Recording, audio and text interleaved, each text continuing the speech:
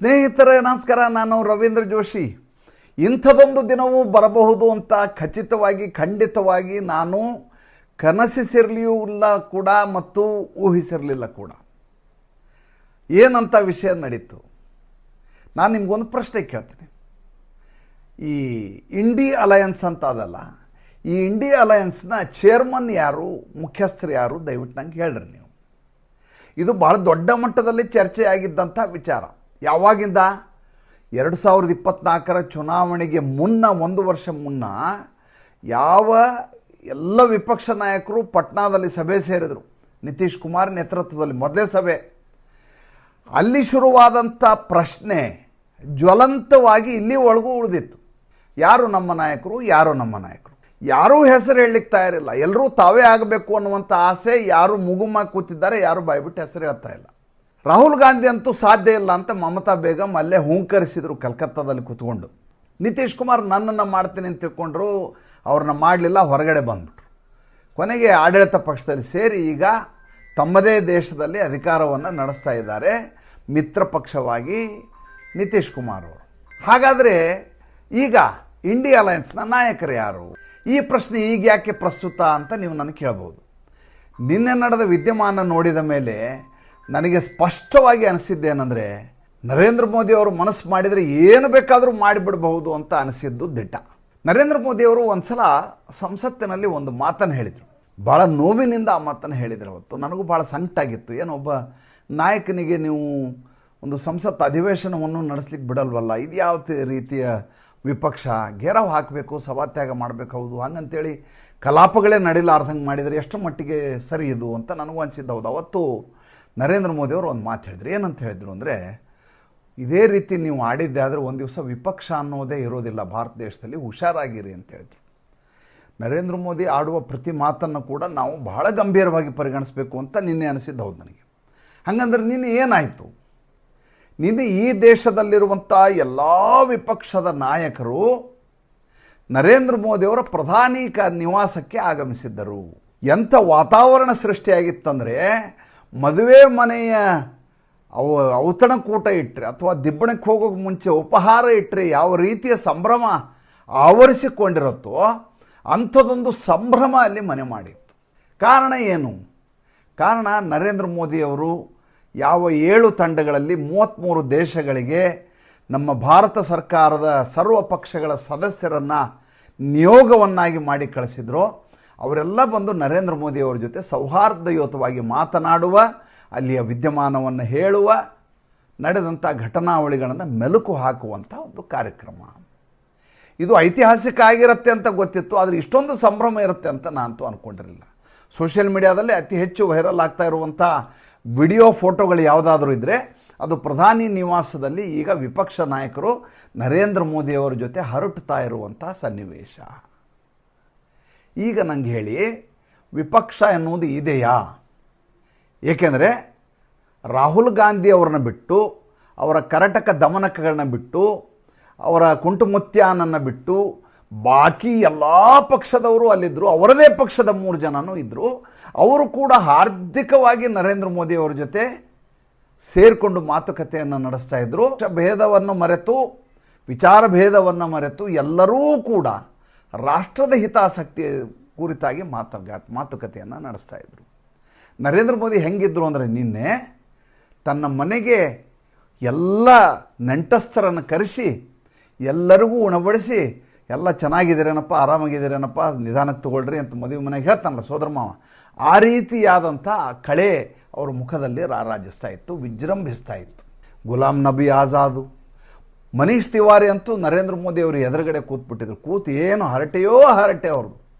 ಆ ಕಡೆ ನೋಡಿದರೆ ನೀವು ಮಾತಾಡಂಗೆ ಎಲ್ಲ ಶಶಿ ತರೂರ್ ಅಂತೂ ನರೇಂದ್ರ ಮೋದಿಯವರ ಜೊತೆ ಅವರಿಬ್ಬರು ಕೆಮಿಸ್ಟ್ರಿ ಯಾವ ರೀತಿ ಇತ್ತು ಅಂತಂದರೆ, ಶಶಿ ತರೂರ್ಗೆ ಕನ್ಫ್ಯೂಷನ್, ಗೊಂದಲ, ನನ್ನ ಪಕ್ಷ ಕಾಂಗ್ರೆಸ್ಸಾ ಅಥವಾ ಭಾರತೀಯ ಜನತಾ ಪಾರ್ಟಿನ ಅನ್ನುವ ಮಟ್ಟಿಗೆ ಅವರಿಬ್ಬರ ಇದು ನೋಡಿ, ರಾಜಕೀಯವಾಗಿ ಮಾತನಾಡೋದಲ್ಲ ಇದು ಯಾವ ಆಪರೇಷನ್ ಸಿಂಧೂರ್ ಎನ್ನುವಂಥ ಒಂದು ದೊಡ್ಡದಾದಂಥ ಕಾರ್ಯಾಚರಣೆ ಆಯಿತು, ಅದನ್ನು ಜಗತ್ತಿಗೆ ಮುಟ್ಟಿಸುವಂಥ ಸಂಕಲ್ಪವನ್ನು ಏನು ಮಾಡಿದರು ನರೇಂದ್ರ ಮೋದಿಯವರು, ಅದನ್ನು 100ಕ್ಕೆ 100ರಷ್ಟು ತೀರಾ ಅಂದರೆ ತೀರ ಮನಸಾರೆ ಎಲ್ಲ ವಿಪಕ್ಷ ಸದಸ್ಯರು ಮಾಡಿದ್ದಾರೆ ಅಂತ ನಿನ್ನೆ ನೋಡಿದಾಗ ನನಗೆ ಖಚಿತ ಆಗೋಯಿತು. ಯಾರ ಮುಖದಲ್ಲಿಯೂ ಮುಜುಗರ ಇರಲಿಲ್ಲ, ಯಾರ ಮುಖದಲ್ಲಿಯೂ ನಾನು ಇಲ್ಲಿ ಯಾಕೆ ಬಂದಿದ್ದೇನೆ ಅನ್ನುವಂಥ ಕೀಳರಿಮೆ ಅವ್ರನ್ನ ಕಾಡ್ತಾ ಇರಲಿಲ್ಲ. ನಡೀತಾ ಇರೋದು ಇಂಡಿಯಾ ಅಲಯನ್ಸ್ ಸಭೆ. ಇದರ ಅಧ್ಯಕ್ಷರು ಬಹುಶಃ ನರೇಂದ್ರ ಮೋದಿ ಅವರಿದ್ದರೂ ಇರಬಹುದು, ಚೇರ್ಮನ್ ನರೇಂದ್ರ ಮೋದಿ ಅವರಿದ್ದರೂ ಇರಬಹುದು ಅಂತ ನೋಡೋರಿಗೆ ಮೇಲ್ನೋಟಕ್ಕೆ ಅನಿಸ್ಬಿಡ್ಬೇಕು. ಪ್ರೈಮಾ ಫಸೈ ಆ ರೀತಿ ಕಾಣುವಂಥ ಒಂದು ವಾತಾವರಣ ಅಲ್ಲಿ ಸೃಷ್ಟಿಯಾಗಿತ್ತು.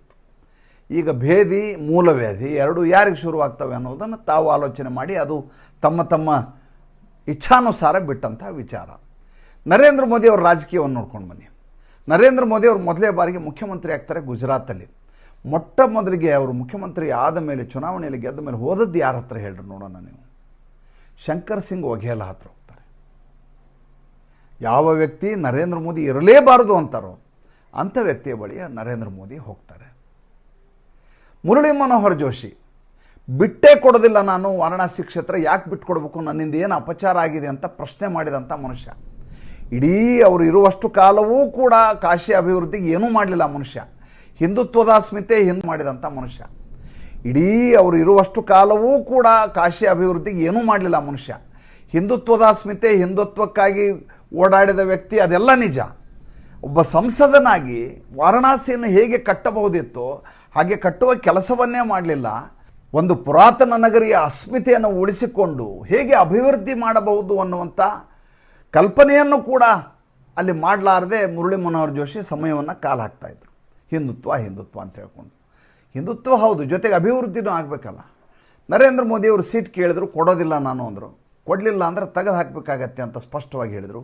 ಅದಾದ ಮೇಲೆ ಅವ್ರನ್ನ ಗೌರವ ಸಲಹೆಗಾರರನ್ನಾಗಿ ಭಾರತೀಯ ಜನತಾ ಪಾರ್ಟಿ ಸರ್ಕಾರದ ಭಾಗವಾಗಿ ಅವ್ರನ್ನ ಸೇರಿಸ್ಕೊಂಡಿತು.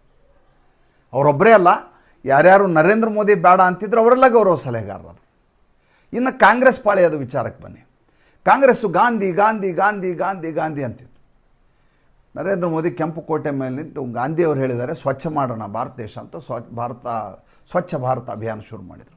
ಒಂದು ಕನ್ನಡಕವನ್ನು ಇಟ್ಟುಕೊಂಡು ಅದರದ್ದೊಂದು ಲೋಗೋ ಸೃಷ್ಟಿಸಿ ಸ್ವಚ್ಛತಾ ಅಭಿಯಾನ ಅಂತ ಶುರು ಮಾಡಿದ್ದು. ಭಾರತ ದೇಶದಲ್ಲಿ ಜನರ ಸಹಭಾಗಿತ್ವದಲ್ಲಿ ಅವರ ಕಸಬರಿಗೆಯಿಂದ ಅವರ ಕಸ ಹೊಡೆಯೋದು ಕರೆ ಕೊಟ್ಟದ್ದು ನರೇಂದ್ರ ಮೋದಿ. ಇವತ್ತಿಗೂ ಎಲ್ಲಿಯಾದರೂ ಒಂಚೂರು ಏನಾರು ಬಿಸಾಕಬೇಕು ಅಂದಾಗ ನರೇಂದ್ರ ಮೋದಿ ನೆನಪಾಗ್ತಾರೆ ನಮಗೆ. ಆ ಮನುಷ್ಯ ಅಲ್ಲಿ ಕುತ್ಕೊಂಡು ಹಂಗೆ ಹೇಳ್ಬಿಟ್ರು, ನಾವಿಲ್ಲಿ ಇವತ್ತೆಲ್ಲಿ ಎಸೆಯೋ ಹಂಗಿಲ್ಲ, ಹಂಗಾಗೋಯ್ತು ಪರಿಸ್ಥಿತಿ ಅಂತ. ವಲ್ಲಭಭಾಯ್ ಪಟೇಲ್ನ ಯಾವ ರೀತಿ ಹೈಜಾಕ್ ಮಾಡಲಾಯಿತು ಅಂದರೆ, ನರೇಂದ್ರ ಮೋದಿ ಅಂದರೆ ವಲ್ಲಭಭಾಯ್ ಪಟೇಲ್ ಅನ್ನುವ ಮಟ್ಟಿಗೆ ಜಗತ್ತಿನಲ್ಲಿಯೇ ಸರ್ವಶ್ರೇಷ್ಠವಾದಂಥ ಪ್ರತಿಮೆಯನ್ನು ತಂದು ನಿಲ್ಲಿಸ್ಬಿಟ್ರು. ಇವತ್ತು ಗುಜರಾತ್ ಟೂರಿಸಮ್ ಏನಾದರೂ ಇಂಪ್ರೂವ್ ಆಗಿದರೆ ಗಿರ್ ಧಾಮದಿಂದ ಆಗಿದ್ದಲ್ಲ, ಈ ಸರ್ದಾರ್ ವಲ್ಲಭಭಾಯ್ ಪಟೇಲ್ ಅವರ ಸ್ಟ್ಯಾಚ್ಯೂ ಆಫ್ ಯೂನಿಟಿ ನೋಡ್ಲಿಕ್ಕೆ ಜನ ಹೋಗೋದ್ರಿಂದ. ಸ್ಟ್ಯಾಚ್ಯೂ ಆಫ್ ಲಿಬರ್ಟಿಯನ್ನು ಮೀರಿಸಿ ಸ್ಟ್ಯಾಚ್ಯೂ ಆಫ್ ಯೂನಿಟಿ ಮಾಡಿದರು. ನರೇಂದ್ರ ಮೋದಿ ಅವರಿಗೆ ಶತ್ರುವನ್ನು ಹೇಗೆ ಹೊಡೆಯಬೇಕು ಅಂತ ತುಂಬ ಚೆನ್ನಾಗಿ ಗೊತ್ತಿದೆ.